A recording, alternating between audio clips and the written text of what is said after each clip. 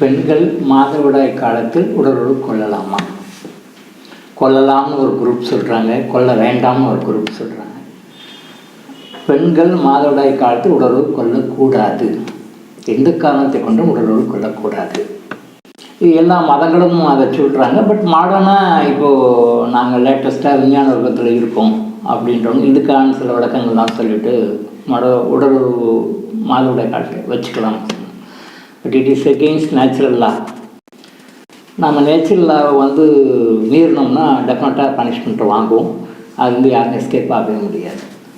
பெண்கள் மாதவிடாய் காலம் அப்படின்றது பெண்களுக்கு பெண்கள் பல்வேறு காரணிகளால் நிறைய ஃபேக்டர்ஸ் இருக்குது, மாறும். 1 to 5 நாள், மாதவிடாய் ஆரம்பித்த முதல் நாளிலிருந்து 5 நாள் வரைக்கும் மென்சஸ் போகும். 5 நாளைக்கு அதிகமாக போகுதுனாலும் ஏதோ சம்திங் ராங் ப்ராப்ளம், நோயின்னு அர்த்தம். அது நோய். பெண்களுக்கு மாதவிடாய்ன்றது 5 நாட்களுக்கு மேலே போனாலும் நோய். மாதத்துக்கு ஒரு முறை கூட வரலை, மாதத்துக்கு ஒரு முறை கூட படலை அப்படின்னா அதுவும் நோய். நல்லா பார்த்துக்கோங்க. 5 நாளைக்கு அதிகமாக போகுதுனாலும் நோய், மாதத்துக்கு ஒரு முறை அந்த ஒரு நாள் கூட வரலைனாலும் நோய், அந்த ஒரு நாள் 2 நாள் தான் வருது, 2 நாளில் நின்றுடுது அப்படின்னு நிறைய பேர் இப்போ மாடர்னாக நிறைய பேஷண்ட்ஸ் வராங்க ட்ரீட்மெண்ட்டுக்காக. சார் மென்சஸ் சரியாக போகிறது இல்லை சார், லைட்டாக படுது சார், அப்புறம் நின்றுடுது சார், ஒரு நாள் 1 நாள் தான் சார். இது எல்லாமே நோய்கள் தான்.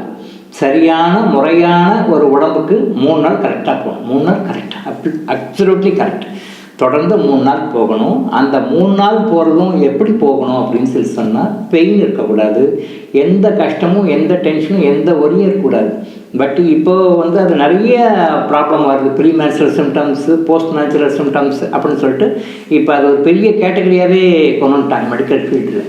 ப்ரீ மேன்சுரல் சிம்டம்ஸ், மென்சஸ் வரதுக்கு முன்னாடி இந்த பிரச்சனைகள்லாம் இருக்கும், மென்சஸ் டைமில் இந்த பிரச்சனைகள்லாம் இருக்கும். போஸ்ட் மேன்சுரல் சிம்டம், மென்சஸ் முடிஞ்ச பிறகு இந்த மாதிரி பிரச்சனைகளாக இருக்கும். இது சைக்காலஜிக்கும் இன்க்ளூட் ஆகிடுது. இதில் சைக்காலஜிக்கல் ப்ராப்ளம்ஸும் நிறைய வருது. ஸோ இந்த ப்ராப்ளம்ஸ் எல்லாம் எதனால் வருதுன்னா, அவங்க பாடியில் இருக்கிற ஹார்மோன் சேஞ்சஸ்னால வருது. அந்த செக்ஸ் ரிலேட்டட் ஹார்மோன்ஸ் எல்லாம் உள்ள மாறுதல் கொள்ளும்பொழுது இந்த மாதிரி பிரச்சனைகள் தான் வருது. ஒரு 15 வருஷத்துக்கு முன்னாடிலாம் இவ்வளோ பிரச்சனை கிடையாது. இப்போ ரீசெண்டாக பார்த்த ஃபாஸ்ட் 5 to 6 years இப்போ நிறைய பிரச்சனைகள் வருது. அதே மாதிரி வெள்ளைப்படுதல் அது ஒரு வகையான நோய், ஒயிட் டிசார்டர் ஒரு வகையான நோய். ஆனால் இன்றைக்கி வெள்ளைப்படுதலுக்காகவே தனியாக பேட்ஸ் எல்லாம் சூப்பர் மார்க்கெட்லாம் விற்கிறாங்க. அது நோயாக கருதல, வெள்ளைப்படுதல் தனியான ஒரு நோயின்னு நினைக்கல அவங்க. அது ஒரு உடற்கூறு செயல்பாடுன்னு நினச்சிக்கிறாங்க. அது ஒரு நோயே கிடையாது சார். இல்லை, உள்ள ஃபங்கஸ் ஃபார்ம் ஆகிருக்கு, உள்ள பாக்டீரியா அஃபெக்ட் ஆகிருக்கு, அதனுடைய பாதிப்பு தான் வெள்ளைப்பாடாக வருகிறது. வெள்ளைப்பாடாக வெளியே வருதுன்னா அது நோய். அது இம்மிடியட்டாக பார்த்து சரி பண்ணலன்னா இதுதான் பின்னாடி கர்ப்பப்பை புற்றுநோயை கொண்டு வந்து விடும். கர்ப்பப்பை புற்றுநோய் இப்போ ரீசெண்டாக அதிகமாகிட்டே வருது. Throughout world, not only India, throughout world அதிகமாகிட்டே வருது. அதுக்கு பல காரணம் இதுவும் ஒரு காரணம். ஸோ இந்த கர்ப்பப்பை வாய் புற்றுநோய் அவாய்ட் பண்ணுறதுக்கும், இன்னும் வேறு சில கடுமையான நோய்களை அவாய்ட் பண்ணுறதுக்கும் மாதவிலக்கு நாட்களில் உடலுறவு கொள்ளாமல் இருப்பது நல்லது. அப்போ மாதவிலக்கு நாட்களில் உடலுறவு கொண்டால் பெண்களுக்கு மட்டும்தான் பாதிப்பா? இல்லை, கணவனுக்கும் பாதிப்பு. கணவனுக்கும் அது பல்வேறு வகையில் பாதிப்பு கொடுக்கும். அதை பற்றி நம்ம பின்னாடி பேசுவோம். பட் மாதவிடாய் நாட்களில் உடலுறவு கொண்டால் ஆணும் பெண்ணும் 2 பேருமே பாதிக்கிறாங்க. இதில் பெண்ணுடைய பாதிப்பு அதிகம், ஆணுடைய பாதிப்பு கம்மின்னு சொல்ல முடியாது. 2மே ஈக்குவல் தான். பெண்ணுடைய பாதிப்பு ஆணுடைய பாதிப்பை விட கொஞ்சம் அதிகமேன்னு கூட சொல்லலாம். ஆணுக்கும் பாதிப்பு இருக்குது, கண்டிப்பாக பாதிப்பு இருக்குது. அதை பற்றி நான் பின்னாடி சொல்லுவோம்.